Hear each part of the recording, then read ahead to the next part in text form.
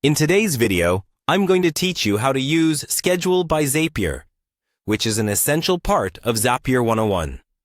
Zapier is an incredible tool that automates workflows by connecting your apps and services, which can save you loads of time and lift the heavy work off your shoulders.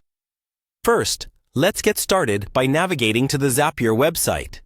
Open your preferred web browser and type in zapier.com. Zapier's site is user-friendly and well-organized, making it easy to find exactly what you need. Once you arrive at the Zapier homepage, locate the Login section, typically found at the top right-hand corner of the page. If you already have an account, click there to enter your login credentials. If you don't have an account yet, you might have to sign up before you can proceed. Now, head over to the Zapier Home dashboard.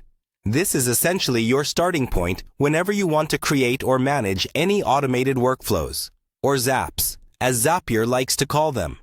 Next, navigate to the Zap section. This is the place where you'll be creating or viewing your zaps. Zaps are essentially triggers from one app that lead to actions in another.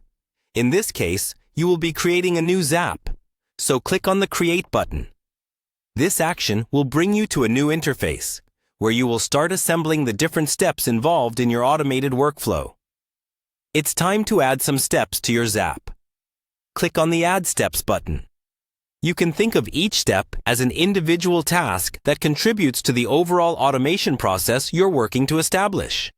Now, let's jump right into what makes today's activity special: the Schedule function.